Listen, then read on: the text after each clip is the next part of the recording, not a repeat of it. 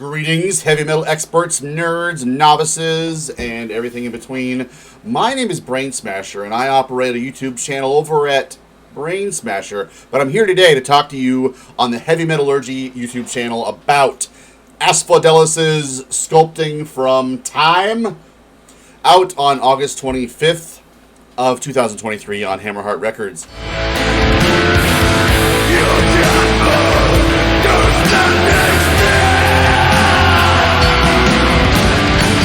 Asphodelis were one of my favorite discoveries throughout the kind of pandemic period, if you will. They hearken from Helsinki, Finland, and they bear a striking resemblance to early Catatonia, Dance of December Souls period, very specifically. A little bit of Rotting Christ kind of influence here. I think it's really important to point out what similarities they share, what bands they share similarities with, because they really are like a joyful celebration and an amalgam of a lot of bands that a lot of people kind of love, but kind of went down the crapper because they kind of hit this period of inactivity where they were just kind of doing boring, Kiss influence kind of stuff. I was never really a big Amorphous fan, but they had some kind of good moments early on, and there's some mid-era stuff where they had their moments, but they just kind of mixed in a little bit too much, maybe Kiss kind of rock and roll kind of stuff that just lost me, and I think a lot of other fans.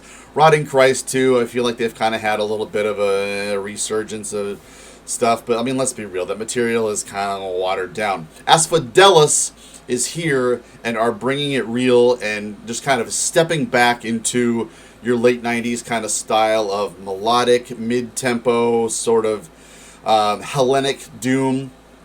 So they're from Helsinki, Finland, and there are some similarities with some Finnish bands like Amorphous, like I said, but there's some really strong resemblances, and I think they kind of exist to pay tribute to your Greek Hellenic bands like your Varathrans and your Rotting Christ, very much Rotting Christ.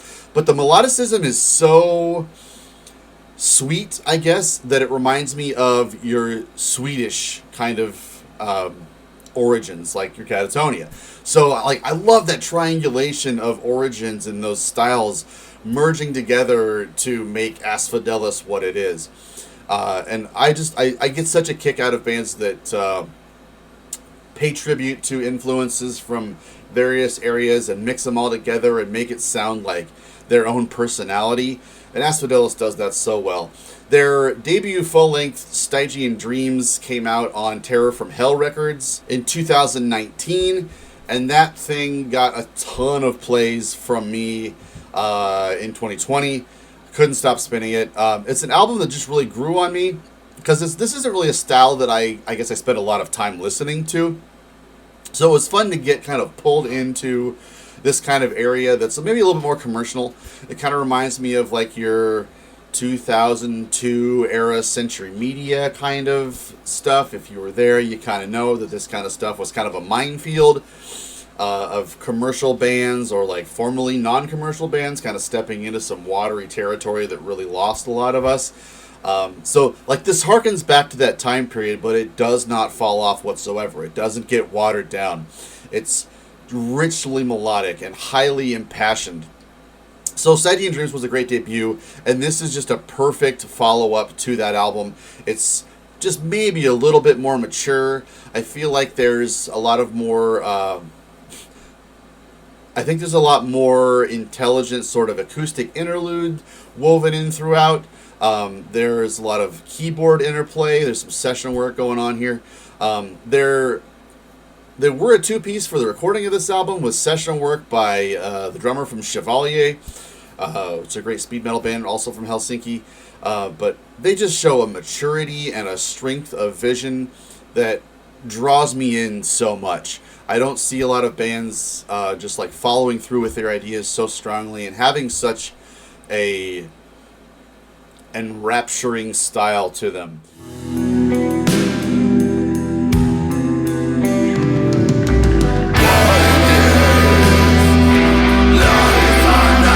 The vocals, I think, really kind of paint the picture for what this album is all about. It's really, really desperate and impassioned, just mournful cries for help.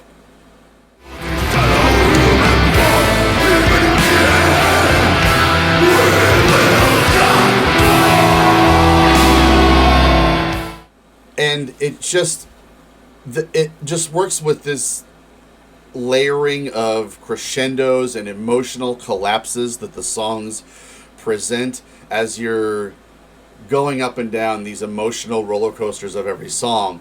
There's sweet moments of stirring melodicism and harmony that just feel so triumphant and sweet, but they have this little tinge of sorrow to them all along. And that is just such a sweet and salty, oil and water kind of quality to me. That's just what it's all about. That's what this music is all about for me.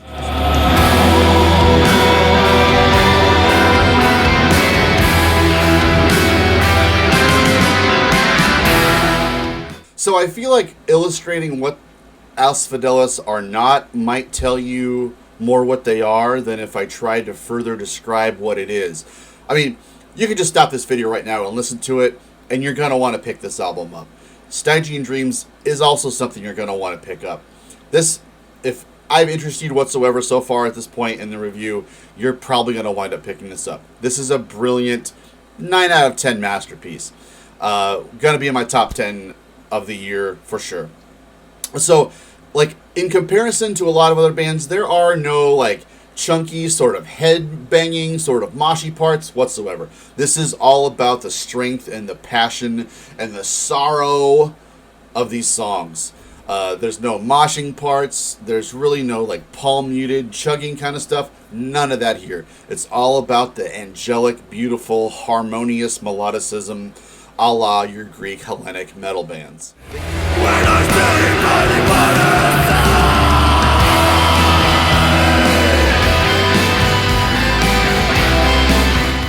They get compared to Evoken here and there, and I'm not sure really where that's coming from, but I feel like I guess it's worth kind of saying that some of the comparisons to your Doom bands like your My Dying Brides and Evoken, maybe that similarity has more to do with the drawn out desperation in the vocals and not so much the music.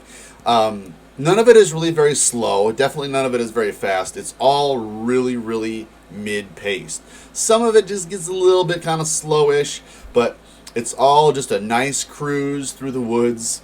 Nothing too exciting or boring really whatsoever. If you like just brilliantly crafted, interwoven, harmonious guitar melodies, this is just a masturbatory celebration of that style. So again, this isn't really anything black metal, and while this does, I think, fit nicely in the death metal category or canon, there's like no similarities between this and your Blood Incantations or Undeath or anything like that. This is death metal that harkens back to the mid to late 90s, the way bands like Catatonia, Rotting Christ, Dissection fell into that death metal category somewhat. There is a single for you to check out. It's the album opener, Waterside. It's on Spotify. It's on their Bandcamp. It's kind of everywhere, so you can pre-order it there.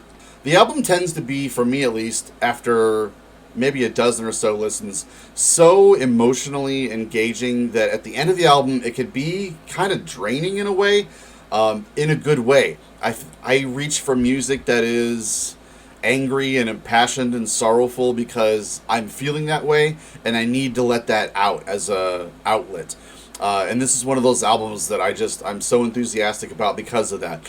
I will say, though, what keeps this album from being, like, nearly perfect to me is the vocal booth is kind of a little bit crowded for me. While there's amazing stirring guitar work going on, there's constantly just emotionally oppressive vocals accompanying that music. And it's mixed well, it's recorded perfectly, it's a beautiful sounding album, but I just feel like the vocals, there's just maybe a little bit too much of it. And I would, like, for me, this is a guitar album for sure, through and through.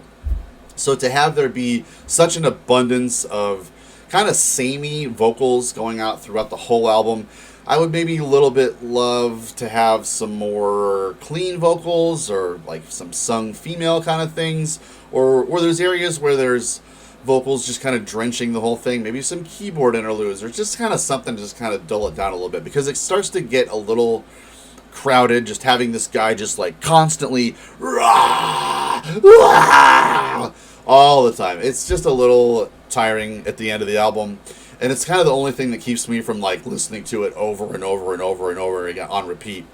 I've been listening to this maybe twice a week or so for the past couple of weeks, and when I first got the promo of it, I listened to it non-stop, maybe 10 times in a week or so.